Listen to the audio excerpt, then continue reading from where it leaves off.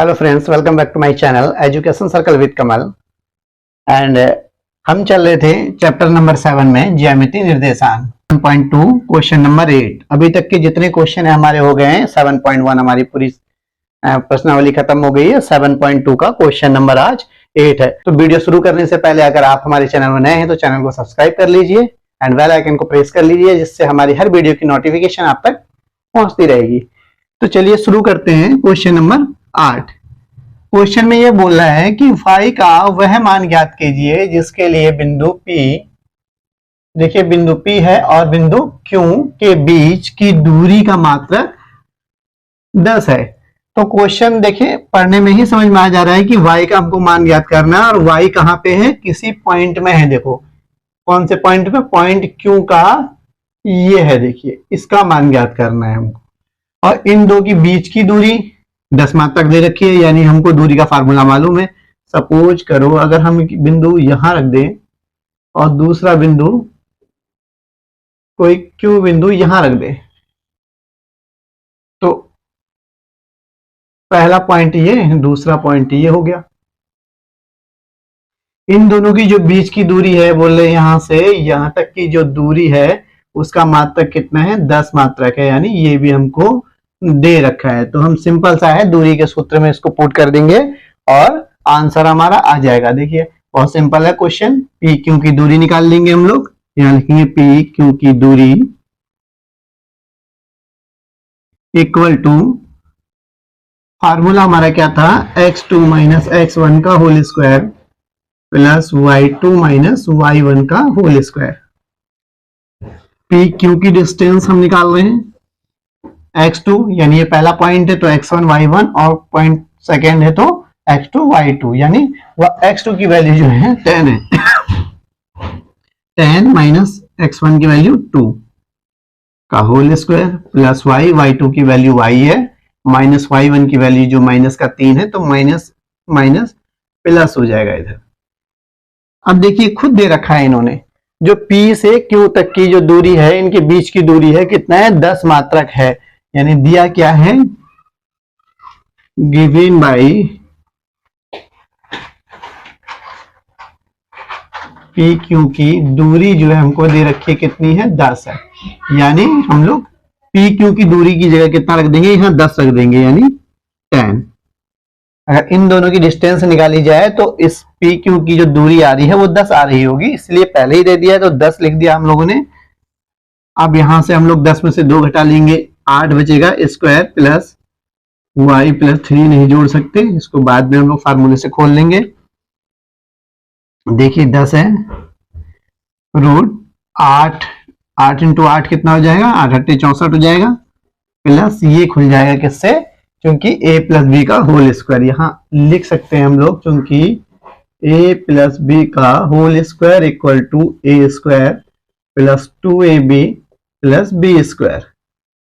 इस सर्व समीकरण से हम लोग क्या कर लेंगे, इसको ओपन कर लेंगे, यानी a का स्क्वायर तो y का स्क्वायर हो जाएगा, प्लस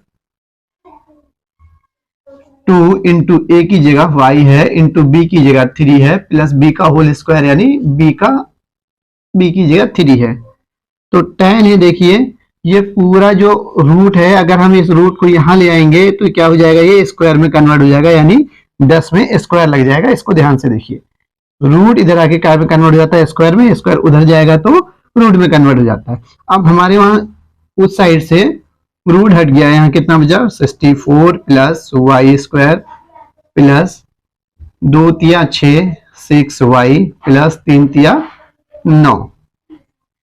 अब 10 का क्या हो जाएगा, 10.100 इक्वल टू 64, 64 और संख्या क्या हो जाएंगी, ऐड हो जाएंगी, प्लस प्लस प्लस 64 और 9, 64 और 6 70 हो जाएंगे, 70 और 3 73, यानी y square plus 6y plus 73।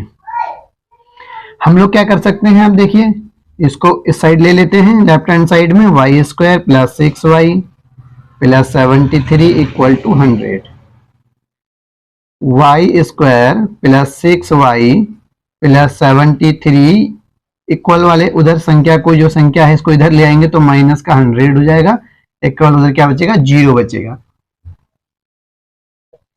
यहां सॉल्व कर लेते हैं, Y square plus 6y plus minus minus, अब हम लोग घटा लेंगे, यहाँ 10, 10 में से 3 गया तो 7, यहां बचा हमारा कितना 9, 9 में से 7 गया तो 2, यानी 27 किसका माइनस का, बड़ी संख्या माइनस की है, इक्वल 0। अब देखिए ये जो समीकरण बन गया है, ये जो इक्वेशन बनी है, ये कौन सी इक्वेशन बनी है, क्वाड्रेटिक इक्वेशन बन गई, यानी द्विघात समीकरण। अब द्विघात समीकरण को हम लोग द्विघात समीकरण के सूत्र, द्विघाती सूत्र से भी हल कर सकते हैं और इसको गुणनखंड विधि से भी हल कर सकते हैं। गुणनखंड विधि में क्या होता है, लास्ट की मल्टीप्लाई एक्स स्क्वायर के गुणांक से करते हैं, इसका गुणांक कितना है 1 है, तो 27 से कम 27, यानी 27 को हम लोग इस प्रकार से तोड़ेंगे कि जोड़ने या घटाने पर मिडिल वाली संख्या आ जाए, यही सीखा था हमने। तो अब देखते हैं, 3 9 कम 9 18 9 27, देखिए अगर 9 में 3 जोड़ देंगे तो ज्यादा हो जाएगा जोड़ने पे, तो 9 10 11 12 हो जाएगा, और 3 घटा देंगे तो कितना हो जाएगा 6, यानी ये सुटेबल। अगर मल्टीप्लाई करते हैं 27 है और इसको घटा देते हैं तो कितना आ जा रहा है 6 आ जा रहा है। इसका मतलब हम यहाँ क्या रख सकते हैं, वाई स्क्वायर प्लस इस 6 को हम लोग कैसे करके लिख रहे हैं, 9 माइनस का 3, ये y का y minus 27 equal to 0। Y square plus ये जो है ब्रैकेट खुलेगा तो 9y माइनस का 3y माइनस 27 इक्वल टू 0। अब देखिए पेयर बन गया, एक पेयर ये, दूसरा पेयर ये। अब इन दोनों में क्या कॉमन आ रहा है, देखिए y कॉमन का अर्थ है एक ऐसी संख्या या ऐसा चर अचर पद जो भी कि इन दोनों में उपस्थित रहे। ये देखिए y जो यहाँ पर भी है और यहाँ पर भी है, तो y हमने क्या ले लिया, बाहर ले लिया, अंदर क्या बचेगा, एक y बचेगा प्लस एक y ले लिया, तो यहाँ कितना बचेगा 9 बचेगा। अब देखिए इन दोनों में क्या कॉमन आ रहा है, पहली बात तो इसके सामने भी माइनस है और इसके सामने भी माइनस है, तो माइनस कॉमन आ जाएगा। 3 भी कॉमन आ रहा है, देखिए 3 का टेबल चले जा रहा है दोनों में, 3 1 जा 3, 3 9 जा 27, यानी 3 इज कॉमन। 3 एकम 3 तो y बचा, माइनस माइनस यहाँ हो जाएगा प्लस, 3 निम्मा 27 इक्वल टू 0। अगर गुणनखंड विधि में करते टाइम अगर ये दोनों इक्वल आ गए तो एक जैसे एक समान आ गया सिमिलर, तो हम ये सोचते हैं कि क्वेश्चन हमारा सही हो रहा है। अगर ये दोनों थोड़ा सा भी यहाँ डिफरेंस अगर आता, प्लस माइनस भी हो जाता, तब ये हमारा क्वेश्चन जो है गलत हो जाता। तो हम यहाँ देखते हैं, इसका मतलब सही है, इन दोनों में से हम लोग एक उतार लेंगे, y प्लस का 9 और इसको हम लोग बना लेंगे, यानी y माइनस का 3 इक्वल टू 0। देखिए जगह नहीं बची है, हम लोग इसको यहीं कर देते हैं।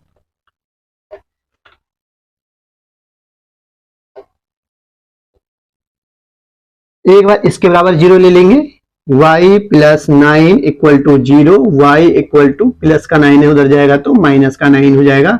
तो एक तो y की जो संख्या हो गई वो ऋणात्मक संख्या आ गई, नेगेटिव संख्या आ गई, और y माइनस 3 एक बार इसके बराबर 0 ले लेंगे। अब इसके बराबर 0 लेने का मतलब क्या है, ये गुणा में है, इसकी जब हम वैल्यू लेंगे तो ये गुणा में है, ये गुणा जब 0 के बट्टे में जाएगा तो 0 बन जाएगा, यानी इसलिए हम कहते हैं इसके बराबर 0 ले लेते हैं और एक बार इसके बराबर 0 ले लेते हैं। y माइनस का 3 है, उधर जाएगा तो प्लस का 3 हो जाएगा, तो y। अब देखिए हमेशा हम क्या करते हैं, धनात्मक की संख्या लेते हैं, ऋणात्मक की संख्या नहीं लेते हैं। तो y की जो वैल्यू आ जाएगी वो कितनी आ जाएगी, 3 आ जाएगी, ये हमारा आंसर है। y का मान ज्ञात करने के लिए बोला था और y का मान ये निकल गया। चलिए अब नेक्स्ट क्वेश्चन करते हैं इसी प्रकार से। क्वेश्चन नंबर 9 इंपोर्टेंट क्वेश्चन है। अभी हमने जो प्रीवियस क्वेश्चन किया था और ये क्वेश्चन किया था, इस प्रकार के क्वेश्चन बहुत ज्यादा एग्जाम में आते रहते हैं। यानी एक बिंदु, दो बिंदु, यानी एक बिंदु ए है, एक बिंदु बी है, उसके मध्य में समदूरस्थ पे कोई बिंदु रखा गया है, तो x का मान या x अक्ष के लिए या y अक्ष के लिए मान ज्ञात कीजिए। तो समदूरस्थ वाले क्वेश्चन जो है पेपर में ऑलमोस्ट आते रहते हैं। देखिए क्वेश्चन नंबर देखते हैं, बोला यदि क्यों एक बिंदु है।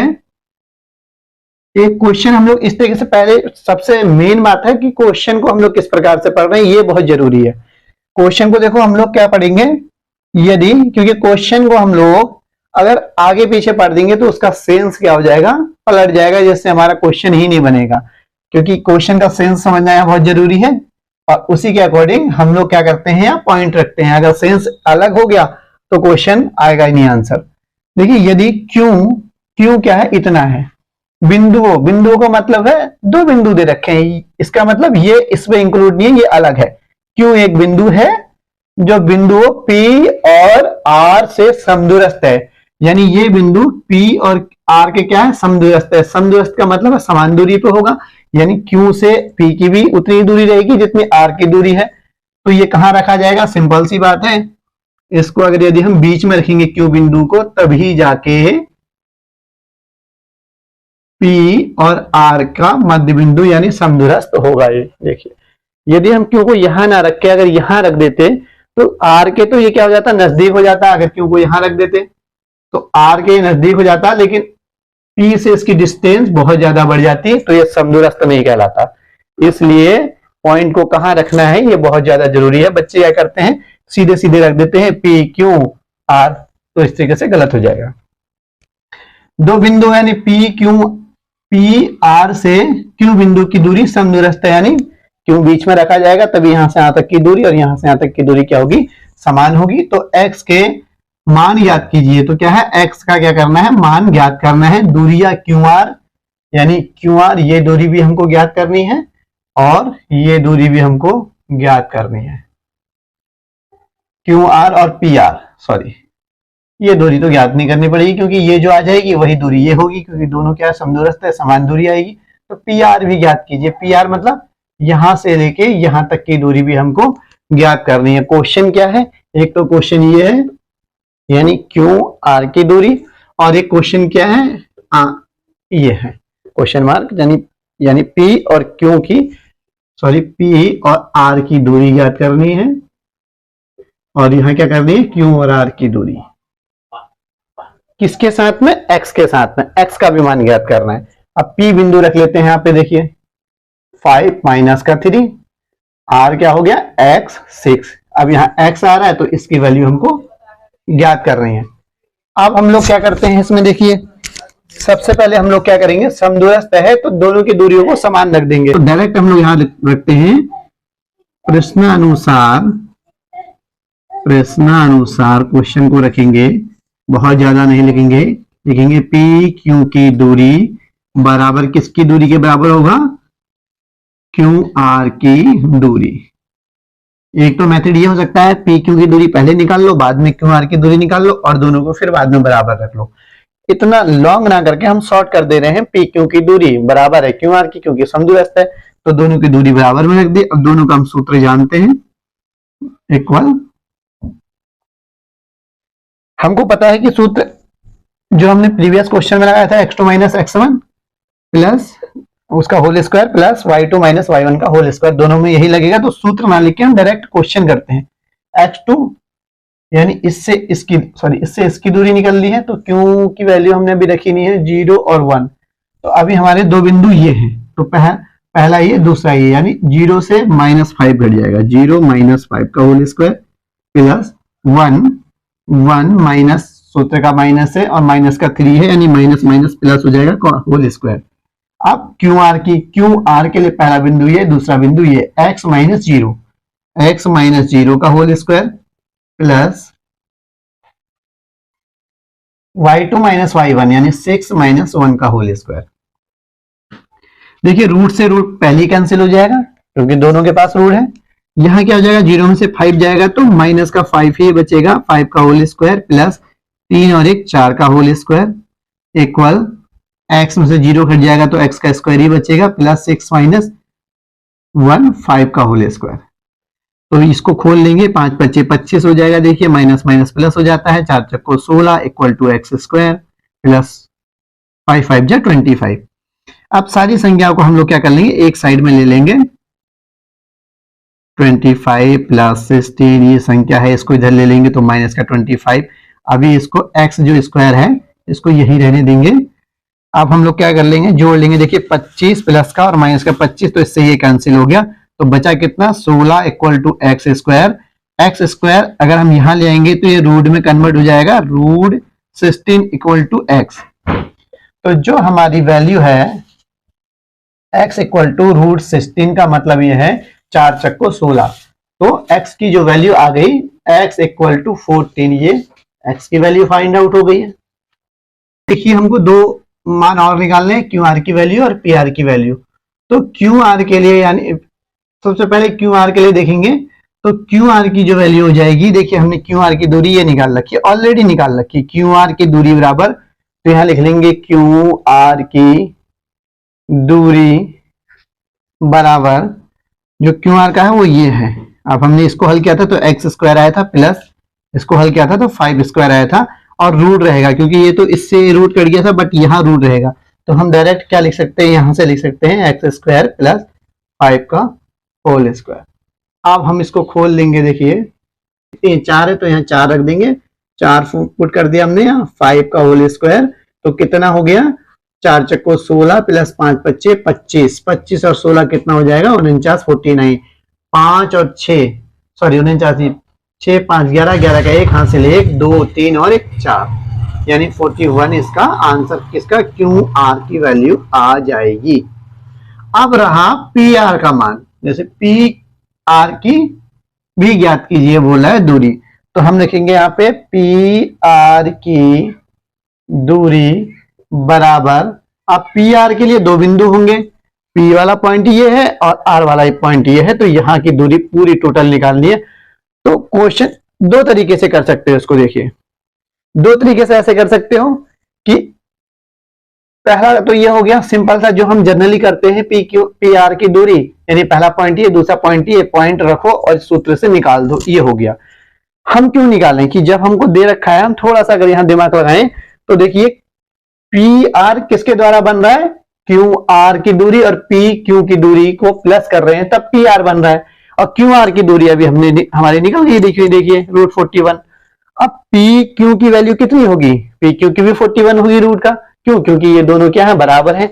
तो हम लोग क्या कर देंगे, पी आर की दूरी बराबर Q P Q plus Q are, यानी क्यू आर की दूरी कितनी है, √41, और क्यू आर की निकल गई, पी क्यू की भी वैल्यू यही होगी √41।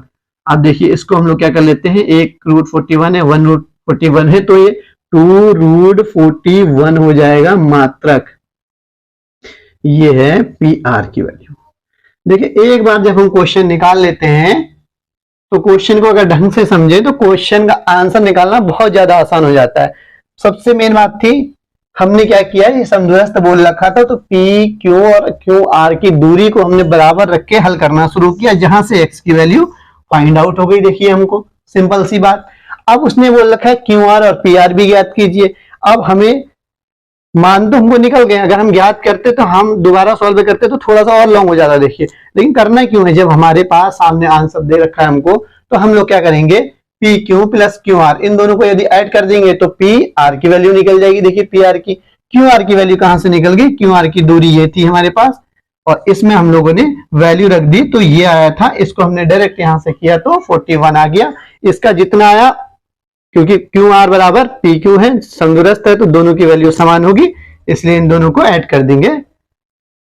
चलिए आज के लिए बस इतना ही, मिलते हैं अगली वीडियो में। एंड आई होप आप लोगों को क्वेश्चन सारे समझ में आ रहे होंगे। अगर क्वेश्चन समझ में आ रहे हैं तो हमारी वीडियो को ज्यादा से ज्यादा लाइक एंड शेयर कीजिए, एंड चैनल में नए हैं तो चैनल को सब्सक्राइब करना ना भूलें। Thank you.